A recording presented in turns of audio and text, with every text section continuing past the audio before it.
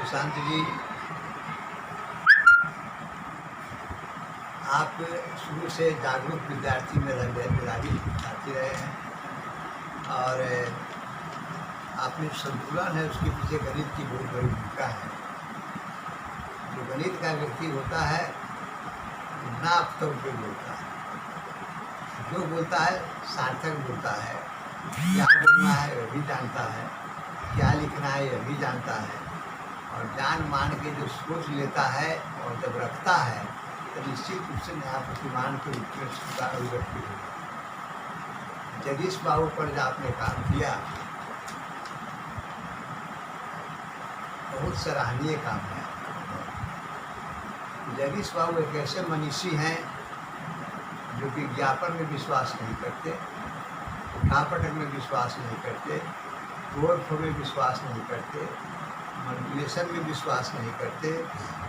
शांत भाव से सांस साज कर आसन सिद्ध है, एकांत में बैठते हैं और अपने को साधते हैं। क्रमबद्धता जो उनमें है लेखन की वह कभी टूटने वाली नहीं है, शायद इसीलिए अधिक उन्होंने लिखा। अगर मंच पर दौड़ते अध्यात्मीय ज्ञान के प्रलाप में फंस जाते, इधर उधर की बात करते, बिखर जाते, संतुलन बिगड़ जाता और उनसे मिलने के बाद तो लगता है कि सिर्फ देखने की इच्छा होती है, बोलते बहुत कम, खोलते बहुत कम है। और जब खोलते हैं कब, जब कलम पर होते हैं, कलम की नोक से स्याही आगे की ओर बढ़ती है, फूल उगाती हुई सारे पन्नों पर वह जीवन मूल्य का फूल होता है, मानवता का फूल होता है। तो आपको उन्होंने एक साहित्यकार रूप में कैसे प्रभावित किया? जी, सबसे पहले सर आप बता रहे थे कि वो बोलते कम हैं और मैंने भी जब सर का साक्षात्कार लिया तो मैंने भी देखा कि सर से जितनी बातें पूछी जाती थी उससे कुछ कम ही बोलते थे, बोलने से बचते हैं। मुझे लगता है कि जो व्यक्ति इस तरह से बोलने से बचता है वो लिखने में खुलकर लिखता है और वो खुलकर लिखते हैं। जब मैं उनके उपन्यासों को पढ़ रहा था तो इस तरह से वैचारिक स्पष्टता है, कहीं भी कोई घेर नहीं है, घेर नहीं है जिसे कहते हैं, वो पूरी तरह से स्पष्ट है, जहाँ है वो स्पष्ट दिखता है। कहीं वैचारिक प्रतिबद्धता है तो कहीं वैचारिक प्रतिबद्धता का खंडन भी करते हैं। तो वैचारिक प्रतिबद्धता और वैचारिक प्रतिबद्धता का अतिक्रमण करना ही मुझे पसंद है। एक लेखक हमेशा स्थिर नहीं रह सकता, उसके जो विचार हैं वो समय के साथ बदलते रहते हैं और मैंने उनमें देखा एक साहित्यकार के रूप में वो मुझे इस तरह से प्रभावित करते हैं कि मैंने उन्हें देखा कि वो समय के साथ उन्हीं विचारों को जो खुद वो पहले जिसे मान रहे थे उसी का वो अतिक्रमण करते हुए दिखते हैं। ये मुझे बहुत हद तक प्रभावित किया और मैंने अपने थीसिस में कई जगह पर इन चीज़ों को रेखांकित भी किया। हमको भी लगा कि यथार्थ की जो संवेदना है उसके सार्वभौमिकता वो कहीं और सार्वभौमिकता उनका जीवन ही है और जीवन की जिस कोने को उकेरते हैं वो लगता है कि उनकी दृष्टि वहाँ ही बदल जाती है, बिखरते नहीं हैं, उनकी आँख इधर उधर छितराती नहीं है। और जन सामान्य का वह जीवन जो कोरोना पर पड़ा हुआ है, जहाँ कोई न ताकता है झाँकता है, उसको एकांतिक जीवन नहीं है, संघर्ष का जीवन है और वह जीवन एक बहुत गति से उसमें खामियाँ भी है, खूबियाँ भी है, जीवन मूल्य भी है, त्रासदी भी है, लेकिन उसको बहुत गहराई से पकड़ते हैं और एक धार देते हुए चलते हैं और धार के प्रति प्रतिबद्ध हैं। तो जीवन मूल्य की दृष्टि से जगदीश बाबू की रचनाओं को आपने देखा होगा उपन्यास में, तो और उपन्यासकारों की तुलना में, महाराज समकालीन उपन्यासकारों की तुलना में जगदीश बाबू का जो सदा हुआ सो मौन है, तो मौन की अभिव्यक्ति की सूक्ष्म जीवन मूल्यों की जो अभिव्यक्ति है उनकी प्रत्येक उपन्यास में स्पष्ट दिखती है। समान तौर पर से उनकी जो कथा है तो बिहार क्षेत्र का है और वो जहाँ से बिलोंग्स करते हैं सासाराम से और वही अंचल विशेष है। तो कई बार तो लगता है कि उनके कई उपन्यास आंचलिक उपन्यास हैं, वो उस अंचल विशेष की कथा करते हैं और उस खास समय विशेष की भी कथा है। मतलब 1990 का जो दशक है, जो सामाजिक परिवर्तन का दौर है, उस सामाजिक परिवर्तन के दौर में किस तरह से नैतिक मूल्य परिवर्तित हो रहे हैं उसको वो पकड़ते हैं, बहुत गंभीरतापूर्वक पकड़ते हैं। किस तरह से सामाजिक जो समीकरण बदल रहे हैं, उस सामाजिक समीकरण के साथ साथ मानव का नैतिक मूल्य भी परिवर्तित हो रहा है। सामाजिक समीकरण के आड़ में जो लोग कुछ गलत काम कर रहे हैं उसको बड़े ही सलीकेपूर्वक उसका चयन करते हैं, खोलते हैं। और दर्शक जैसे ही पढ़ता है इन बातों को तो उसकी विडंबना भी नज़र आती है। सामाजिक क्रांति जो सामाजिक क्रांति के नाम पर जो लोग रेवड़ियाँ बांट रहे थे, रेवड़ियाँ खा रहे थे, उसकी वो पोल खोलती। सांप्रदायिकता उस दौर की बड़ी वजह थी। उस सांप्रदायिकता के बारे में लिखते हैं, वो जातिवाद के बारे में लिखते हैं। वो जातिवाद सिर्फ वहाँ पे उनको नहीं दिखाई देता है, वह जातिवाद वो दिल्ली तक खींचते हैं, वो जेएनयू में ले जाते हैं। जेएनयू में जो खुद वो कम्युनिस्ट विचारधारा के व्यक्ति हैं, लेकिन जो कम्युनिस्ट विचारधारा के लोग जेएनयू में बैठे हुए हैं उनके अंदर किस तरह से जातिवाद की भावना भरी हुई है उसका भी पोल खोलते हैं। तो नैतिक मूल्यों का जो क्षरण है और जो परिवर्तन है उसको वो एकदम क्रमबद्ध रूप से पेश करते हैं अपने उपन्यासों में। आपकी बात से आपकी बात काफ़ी अच्छी लगी।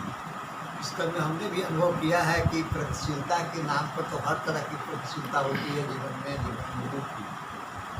धीरे धीरे प्रगतिशीलता भी स्थिर होया जाएगा। जाति पात हो, व्यक्ति राजनीति हो या व्यक्ति लाभ हानि की बात हो, वोट पकड़ लेते हैं लोग और अपनी वोट की सुरक्षा के लिए कहीं न कहीं से हथियार नया अपनाते हैं। और जगदीश बाबू ने उस हथियारे को तोड़ दिया। सबसे बड़ी बात है कि उनके समकालीन जैसे आंचलिकता की बात की, आंचलिकता के संदर्भ में सामाजिक संस्कृति या सामाजिक संरचना का आक्रमण बहिर्मुख करने वाले कुछ लोग बड़े उपन्यासकार लोग हैं। एक कोई परंपरा को लेता है, कोई संस्कृति को लेता है, कोई समाज को लेता है, लेकिन उसका स्थूल रूप आता है। जैसे राशि प्रसाद सिंह है या काशीनाथ सिंह परंपरा को लेते हैं, परंपरा में आधुनिकता दर्शाते हैं और परंपरा की जड़ता को छील छाड़ के फेंक देते हैं, आधुनिक जीवन में उनको नया हवा देते हैं।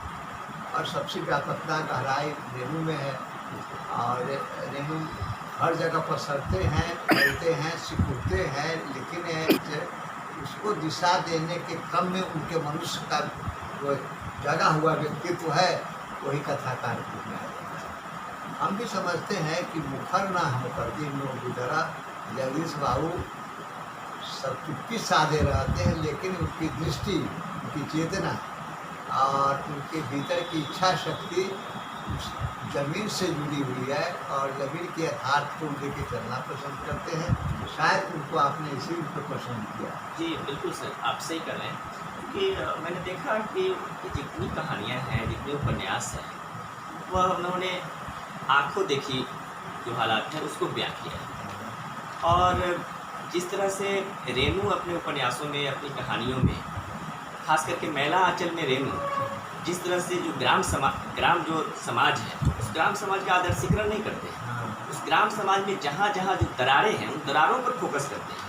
तो मैंने भी देखा कि उसी तरह से जगदीश प्रसाद भी जो हमारे राजनीतिक जीवन में, जो हमारे बिहार प्रांत में जो समस्याएं हैं, जो सामाजिक समस्याएं हैं, जो सामाजिक समस्याएं हैं, जो राजनीतिक समस्याएं हैं, जो आर्थिक समस्याएं हैं, उन दरारों पर फोकस करते हैं। उसका बिल्कुल आदर्शीकरण नहीं करते। जैसे अन्य उसी समय के अन्य जो साहित्यकार उसके आदर्शीकरण करते हैं।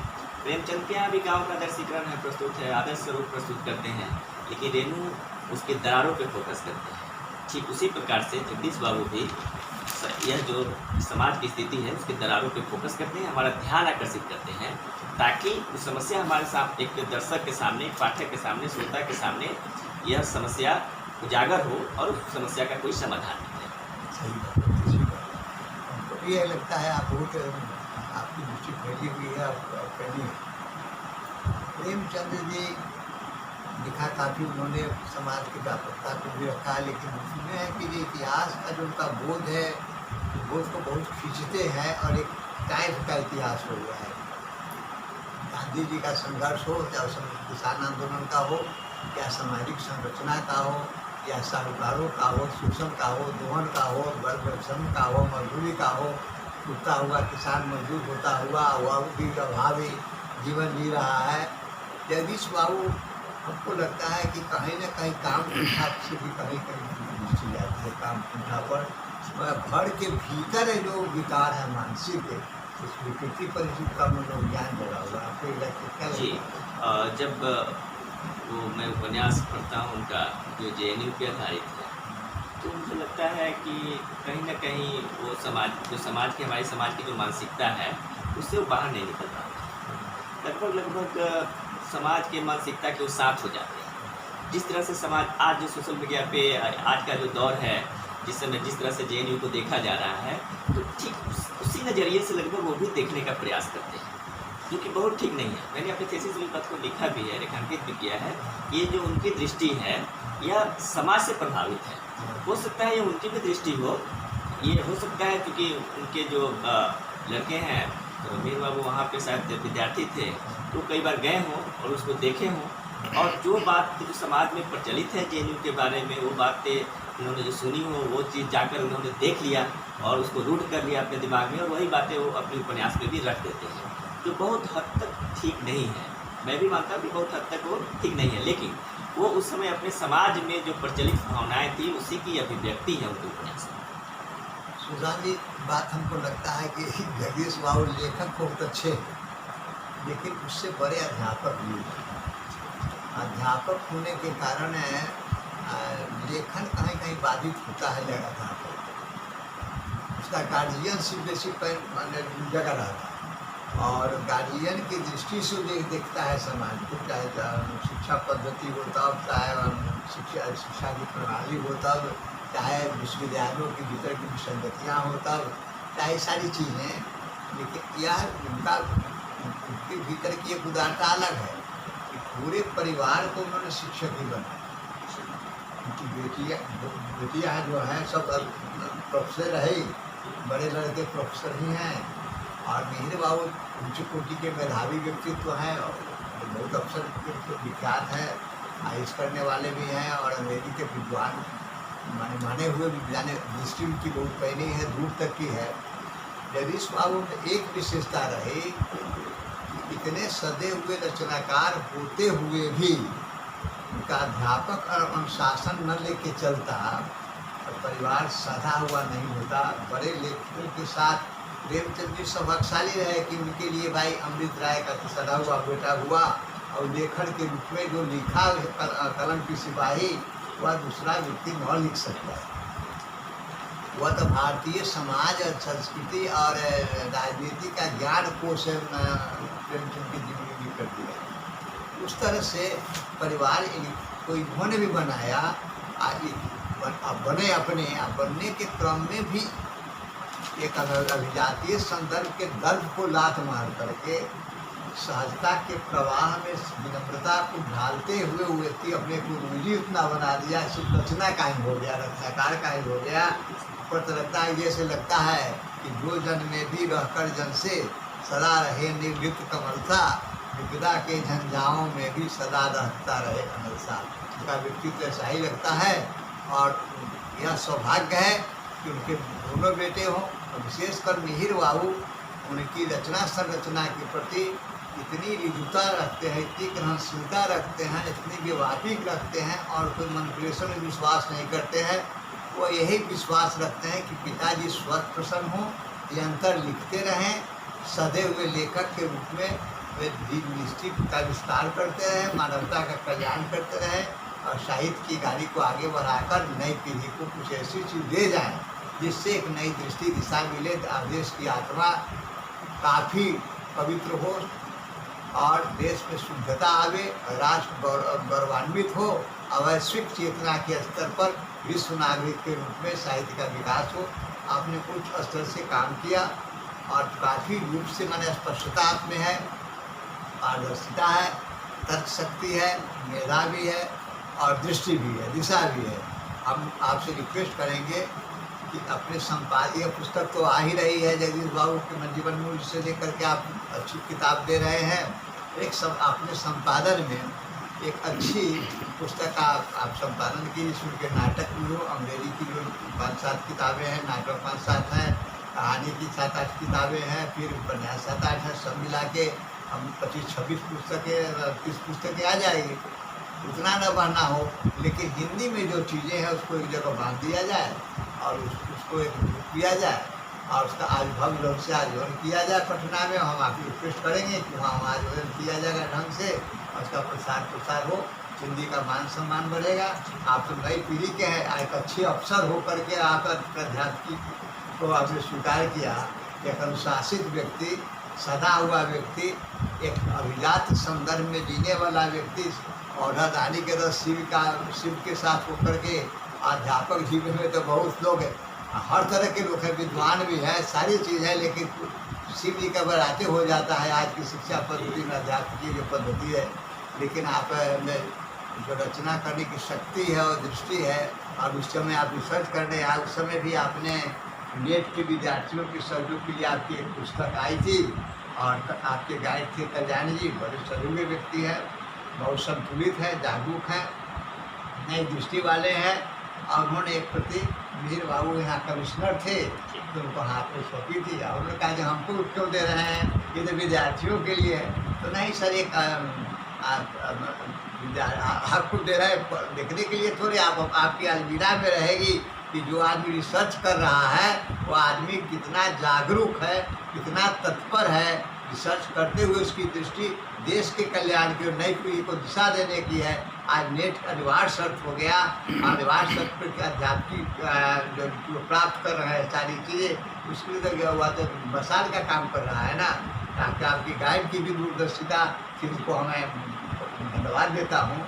और उस समय की बात को हम देखा है तो उसको फलीभूत देखकर मैं गौरवान्वित हो रहा हूँ और आगे आप इसी तरह से आगे बढ़ते रहे, लिखते रहे। धन्यवाद। जी। अवश्य से